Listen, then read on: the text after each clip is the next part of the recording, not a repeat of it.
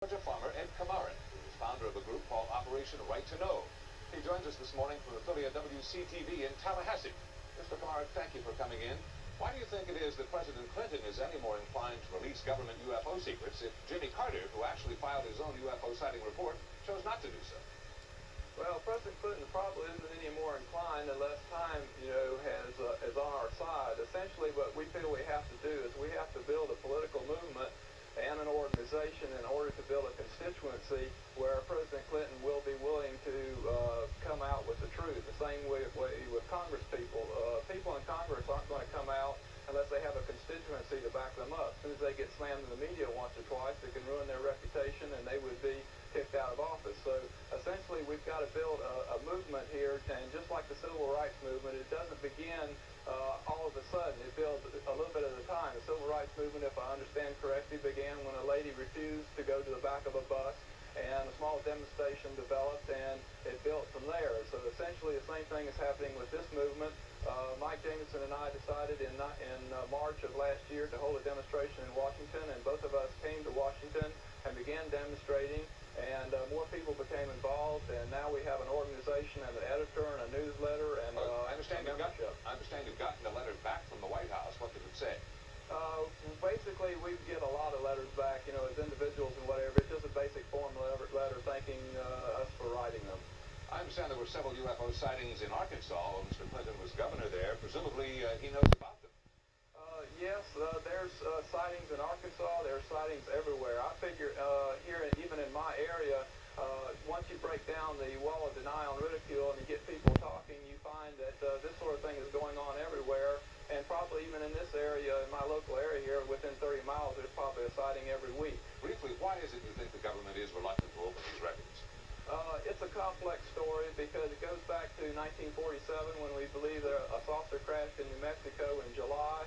And the first problems that they had was we felt that they didn't want this information to get this data on this technology to get out to the major powers worldwide. Then there was a problem with panic at the time. UFOs were even flying over Washington, D.C. in the early 50s. It was all through the newspapers there. And then eventually the cover-up evolved. The reasoning behind it, I think, evolved that they were concerned about social disruption. And to this day, it's probably more. There's a lot of special interests that would have a lot to lose if this information came out. You suggest that even religion might be called into question. That's true. Religion, politics, economics, science, everything would be impacted. There would be a tremendous amount of culture shock, and that may actually be happening to us to a certain degree.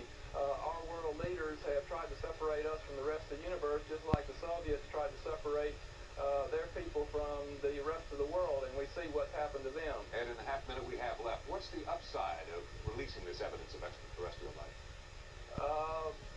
The best thing is there's a tremendous amount of information.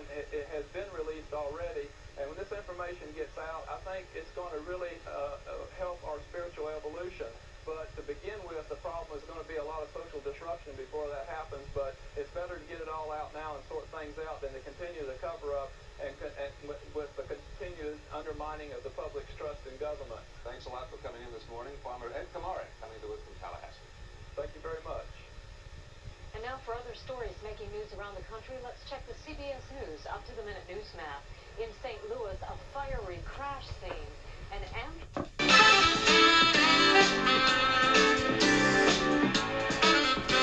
Welcome back. UFOs, the government keeping documents secret, proving that there were UFOs that landed on this country? I don't know. Let's go to New Jersey and say hello to Dandy. Welcome. Hello. Yes. I just wanted to... Heaven and Earth is set in a farming village in French-controlled Indochina. Cents a barrel at $17.95. And that's the latest in business news. I'm Myron Candell in New York. Now back to you, Sonia. Thank you, Myron. Welcome back. And now for something completely different. Does the United States government bury reports of unidentified flying object?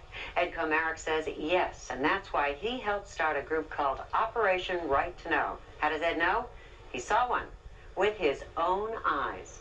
Those who believe that there is a UFO cover-up usually cite an incident back in 1947, a crash of an object later identified by government officials as a weather balloon, which UFO advocates say is baloney. They have a letter to prove it. Bruce Maccabee works for the Navy as a research physicist. He's also president of the Maryland chapter of the Mutual UFO Network. UFO partisans will be demonstrating at the White House on Monday to protest the concealment of what they feel is a mountain of data on an abundance of UFO sightings. Mr. Comerick, tell us about the UFO that you saw. Okay, my situation was a little unusual. A lot of times people usually have a sighting and that gets them into the UFO subject. With me, I've been involved like 20 years and I finally got lucky and was in the right place at the right time. And I was working on a case, about 25 miles north of where I live, and it involved an encounter case where a fellow was telling me about his encounters with a small human type of alien. And what I saw was a bright red light came in from the side, sort of like at the speed of an airplane, but it was like a stop sign with like a little purple in the middle. And as it slowed down, it came on in. And as it slowed down, the bright red light got smaller and smaller. And then when it was actually hovering, you could actually see the other lights on the craft, just like if an airliner was sitting out there, not making any sound at all. And so I tend, a lot more to believe this fellow, because I did see it myself, even though I had, no encounters with the occupants or anything like that. Mm-hmm. Now, Mr. Maccabee, there's proof, definite proof, that the government is hiding material? There's strong circumstantial evidence buried in the government's own documents. The government has been collecting information on the subject since 1947, and we know that official intelligence collection requirements went out to various agencies, including the agencies, the Air Force and the Army and the Navy, CIA and so on, as early as the fall of 1947.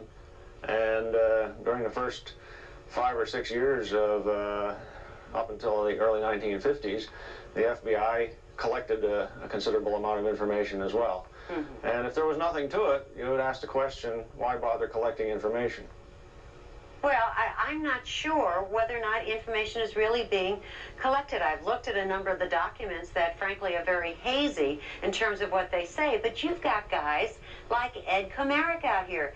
You don't need the government, Mr. Maccabee. You could just round up guys like Ed, ask them a variety of questions, and test the veracity. For example, how would you know if what Ed reported was the truth, or, frankly, a figment of his imagination, or something else out there? Well, I presume if it were just Mr. Comerick making a sighting report, I probably wouldn't be extremely interested in the subject. Sorry, Ed, but that's the way it goes. On the other hand, I presume it was a multiple witness sighting. It was. The ones that I'm most particularly interested in are multiple witness sightings during the daytime, when credible, experienced observers see things which close enough so that they can see fine details of structure. And it's clearly not a bird or a plane or Superman.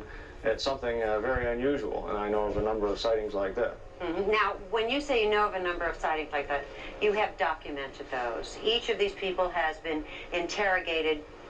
By whom, by the way? Who would actually interrogate people about whether or not they saw UFOs? Well, the Air Force did a lot of interrogations in the early years up through 1969, and if one were just to go back and look at the interviews, even the FBI interviewed people in 1947. If one were to go back and look at the interviews by the Air Force and other intelligence agencies, you would find that there is a considerable amount of detail which is available. It's just not easy to come by.